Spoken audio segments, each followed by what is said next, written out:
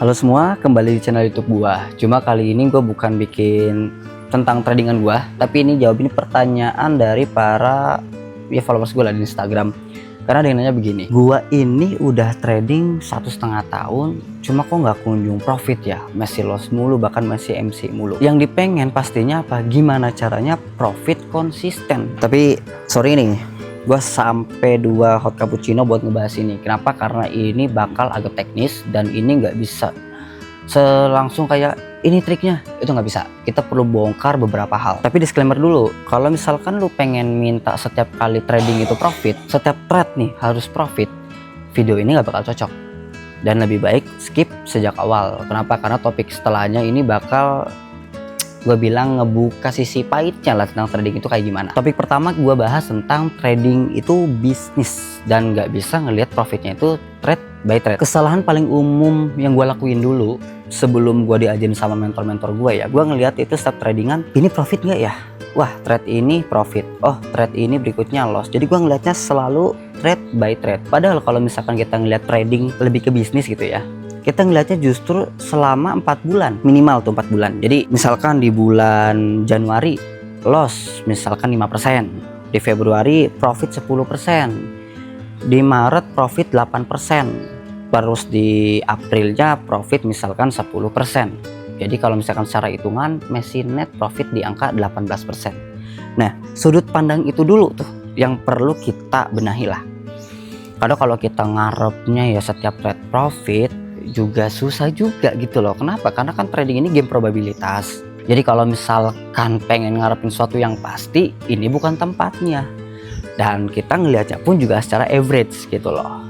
Kita udah tahu nih, selama 4 bulan ini itu ngantongin 18%. Nah 18 aja kali 4, ketemu di berapa tuh? Nah rata-rata per bulan kayak begitu. Itu sudut pandangnya dulu nih, cara ngelihat profit and loss itu kayak gimana. Karena kalau misalkan sejak awal udah beda, kedepannya nanti bakal susah untuk kita lebih realistis melihat sesuatunya nih, apalagi di trading ini. Nah yang keduanya, ini ada hal-hal yang sering dihindari, bahkan gak dikerjain, bahkan mungkin gak tahu kalau ini itu penting, yaitu data. Gua ketemu nih orang-orang yang pada bisa profit konsisten, bahkan mereka udah hidup dari trading dengan angka yang di mata gua anjir fantastis banget nih ya. Mereka selalu ngomongin trading itu berdasarkan data.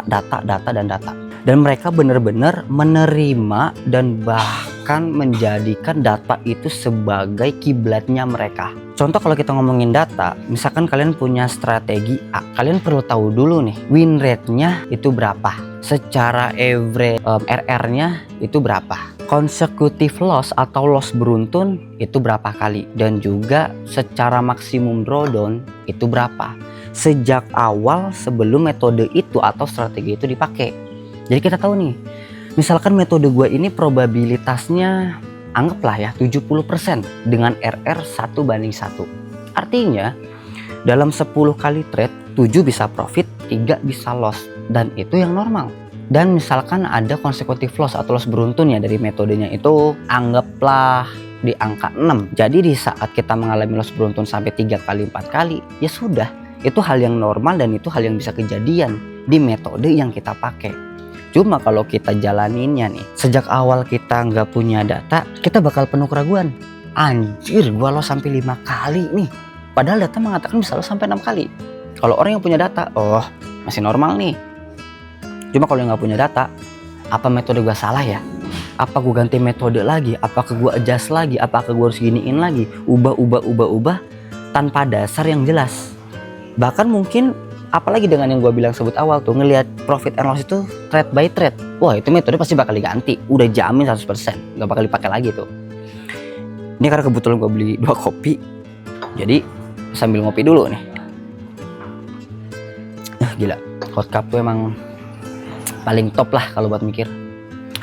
Gue bakal bahas tentang nextnya lagi nih, hal atau topik ketiga.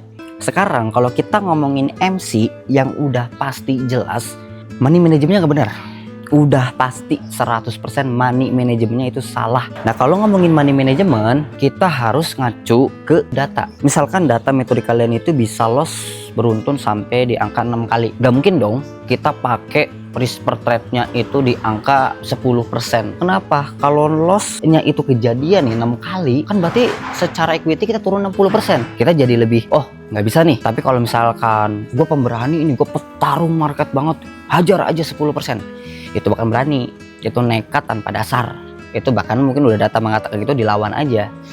Iya di awal kan mungkin bisa profitnya bisa gede kalau pakai 10% per trade-nya. Iya. Tapi pas loss-nya, gue yakin banget sih, orang kalau udah drawdown di angka 50%, apalagi itu dana yang dia masukin semua dari tabungannya, gue yakin psikologinya bergejolak, tradingannya makin gak bener, revenge yang masuk, MC ujungnya. Udah pasti. Kalau ngomongin psikologi, menurut gue dipengaruhi sama seberapa besar loss-nya dan diterima nggak loss-nya. Kalau misalkan kalian punya modal anggaplah 30 juta gitu, loss di angka 1 juta, ya udah gitu loh.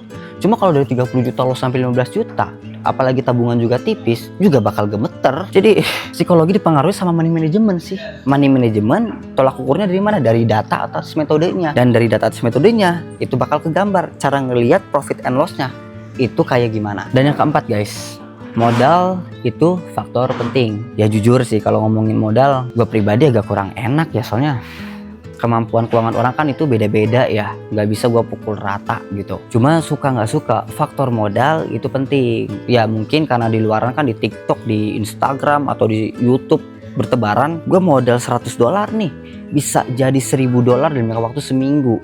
Dari $1.000 bisa jadi sampai $3.000 dalam jangka waktu sebulan. Siapa orang yang nggak timbul pola pikir modal sekecil-kecilnya profit fantastisnya, yang dimana itu udah bertolak belakang dengan kita ngelihat trading itu sudut pandangnya bisnis. Sebenarnya kalau ngomongin modal juga itu bukan harus gede juga, tapi realistis. Realistis ini dari mana? Satu, kita tahu nih kondisi keuangan kita kayak apa, income kita berapa, tabungan kita berapa, dana nganggur kita atau dana, bukan nggak suka sebut dana dingin juga ya, siapa sih orang yang rela kehilangan uang gitu, nggak ada lah. Tapi dana yang nggak mengganggu kehidupan kita. Habis itu juga disesuaikan dengan metode yang kita punya. Misalkan metode kita ini itu SL-nya di angka 200 pips. Di 200 pips ini anggaplah bisa konsekutif loss sampai 6 kali. Berarti kan udah 1200 pips nih. Pakai 0,01 aja itu udah loss di angka $120. Kalau kita pakai modalnya $100 itu udah pasti MC.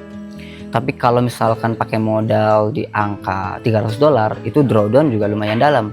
Tapi kalau di modal $500, oh jauh lebih aman kan.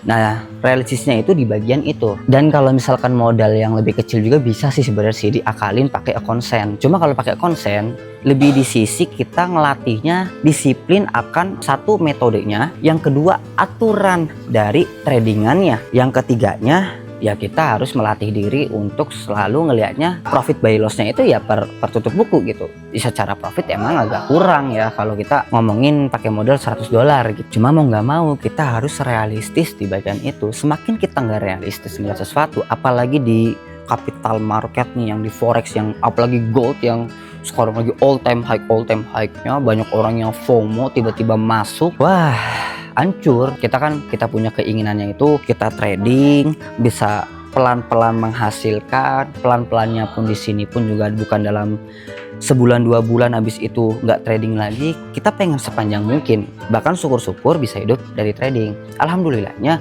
gue pelan-pelan bisa lah hidup dari trading. Tapi di sini hidup ya bukan berkelimpahan. Kalau berkelimpahan pun juga belum, gue masih proses. Kalau ngomongin berkelimpahan pun angkanya pun setiap orang beda-beda, kebutuhannya berapa, gaya hidupnya kayak apa, tuntutan soal keuangan juga kayak gimana. Gue perlu ulang nih, satu, ngelihat profit and loss jangan per trade tapi per tutup buku, 4 bulan, 8 bulan, 1 tahun. Yang kedua, punya data atas metodenya.